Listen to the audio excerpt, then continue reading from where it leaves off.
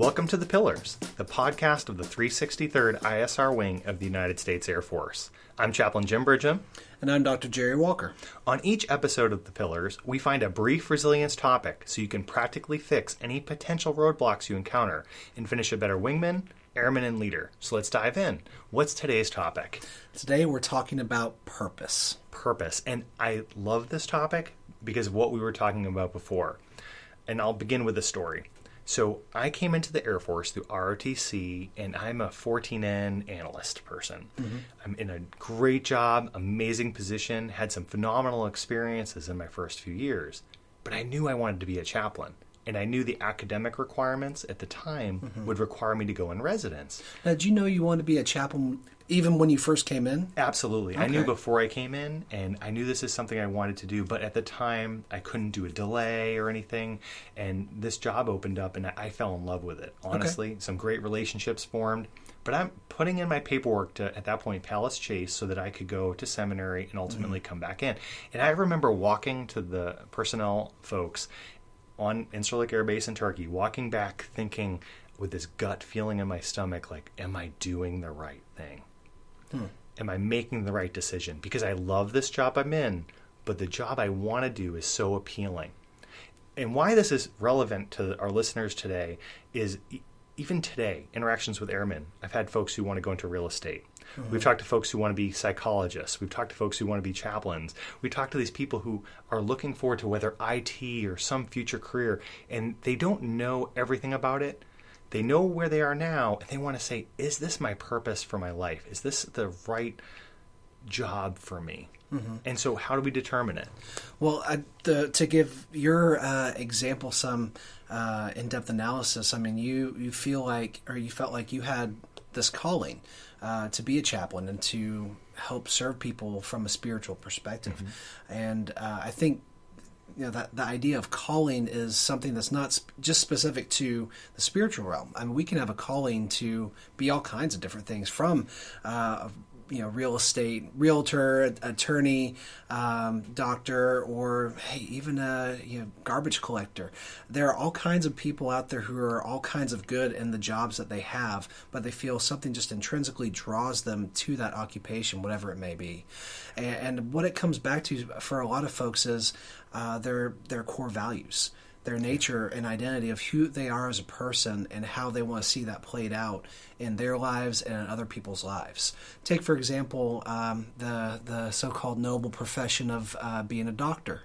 A lot of people, when they're first trying to figure out what general direction in their career fields they want to go, will at least consider the medical career field, because it's a very honorable profession. You're giving up a lot of your time, your money, your other interests, and maybe some other goals that you had for your life have to be put on hold to pursue this career path and to essentially serve people day in and day out for the rest of your life. It takes a lot of time, energy, and hard work to become a doctor, and then even once you get to that point, you're having to further sacrifice just to take care of people and to make them better, not just physically but mentally as well.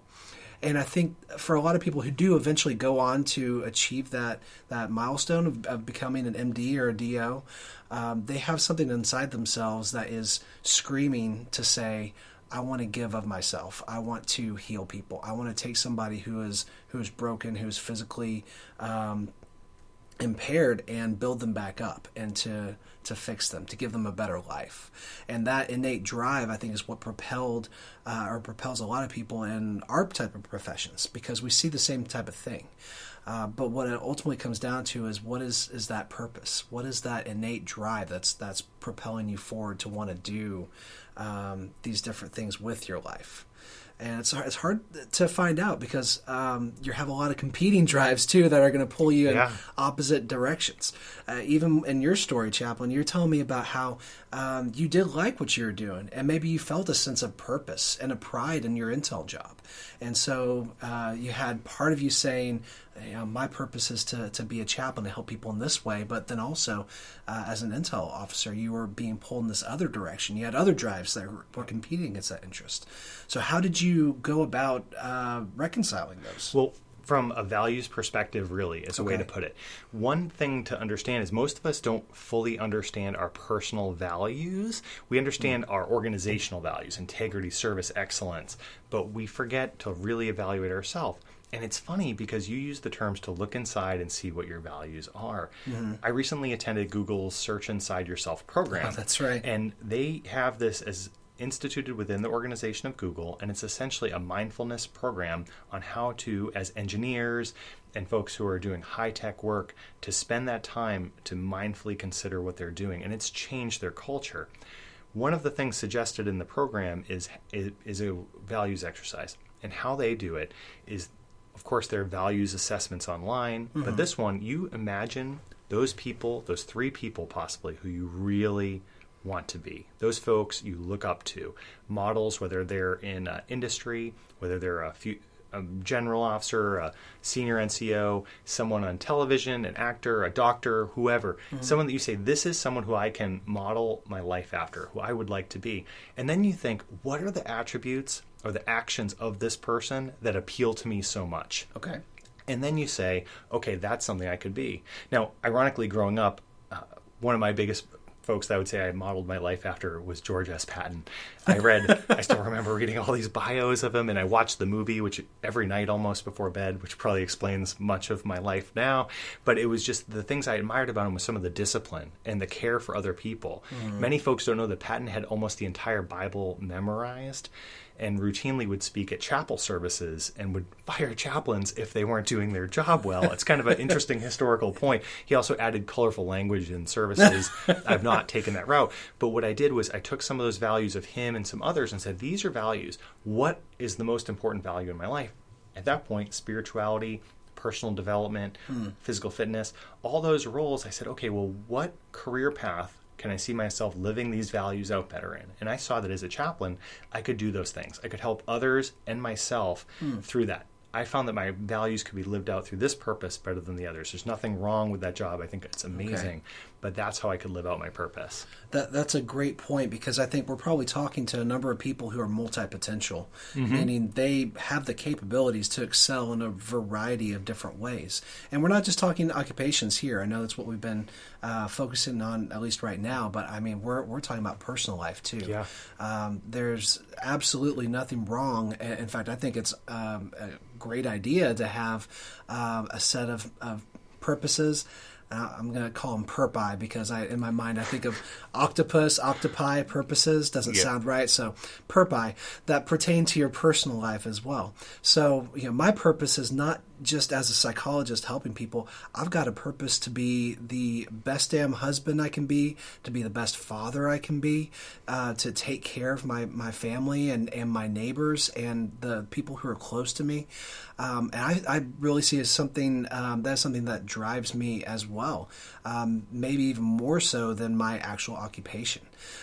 So I think it's important to be thinking about, in terms of those values, what it is that's propelling you forward, because you're saying you could have probably done just as well if you continued on that career track as an intel officer, but it didn't align as well with your values. Correct. And I think what you might have found later on is that you actually might have become dissatisfied with that career path because it wasn't fulfilling those core values that you had, your personal values. I agree. And so many folks get that. There's an old cliche about folks climbing a ladder and they get to the top and realize that they've climbed the wrong wall. The wrong ladder. And it happens a lot. People take the wrong ladder and they get to the top and look around and say, this wasn't what I was supposed to do.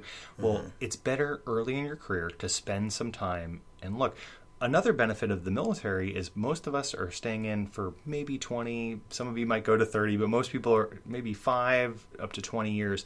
The thing you'll see is you have an opportunity to restart. So for those of you who are about to end your first career in the Air Force, you could go on and do something else, whether you're at that 5-year point, 20, 25. So you evaluate your values and say, okay, I'm starting over just because I did X for the first 5 to 20 years, 25 years, doesn't mean you have to do that the rest of your life. What values do you have and what can you do? Some folks have even come to us and said, well, I'd like to have been a social worker, counselor, chaplain, but that would take 3 years and 4 years, and I'm 50 already, and I hate to break it to you, but you're going to be 54 anyway. So you might as well do the job you want to do and go to school for it. And if you have to start over, start over. We actually were talking to someone earlier today about majors that change. So let's say you're in school and you're changing your major, and you say, oh, I paid all this money for this one major, and you have this fear that if you changed from, let's say, I'll use psychology again, to biology, that you're going to lose all these credits and you've lost some money. Well, if you really want to go that biology route, that's the route you want to go for it, especially if you've evaluated your values, you've evaluated your purpose. And that kind of goes back to this logical fallacy that we all suffer from, not just pertain to changing your major, called the investment paradox. So it's the idea that we've already invested some time, money, energy into some kind of enterprise, and we see it's failing, or it's not working out the way that we want it to. But rather than pull that loss and just redirect our resources to something that may work out better in the long run, we double down because we don't want to give up. Unfortunately, I see this most of the time in relationships. People will be in a relationship that's not doing well, and they've struggled to fix it, but they'll say, well, I've got 5, 10, 15 years, we've got kids, I guess I'm just stuck, and I'm going to stay with this unhappy life situation for the rest of my life. But you don't have to do that. Now, I'm not advocating that divorce or anything like that straight up, but the same principles show up in all areas of our lives. So take an honest look and say, maybe if there's something that you need to do that's going to require a little more sacrifice than you are now, what's the long-term payoff? If you were to make that change, that career change, that educational change, what do you stand to benefit from that? And is it really worth it? And I would argue that most of our listeners have a whole chunk of their lives ahead of them. So probably the answer is going to be, it's going to be worth it.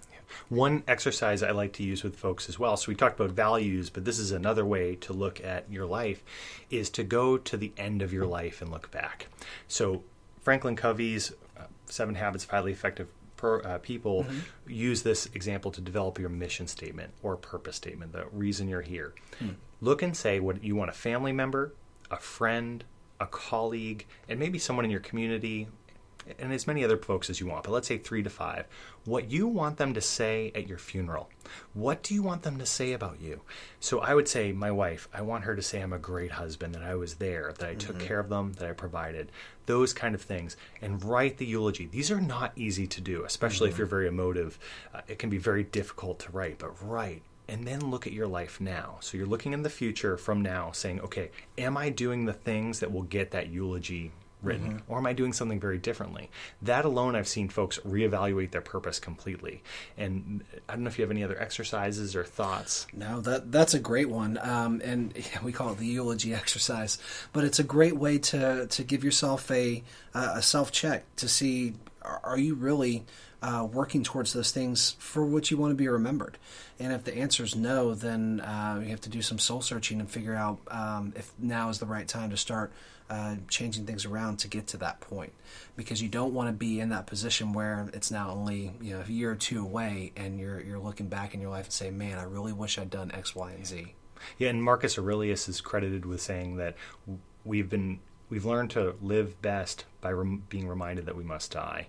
And one of the things that comes up is when we think with our life that we only have so much time to spend our life. We only have so much, and when we think, we don't say, well, I'll push this off or I won't do it because of some reason. We come up with reasons for everything. But if we're called to do something, your vision says this is what I'm supposed to do, your values align with it, and it's something that seems, it's legal and wonderful and great, right.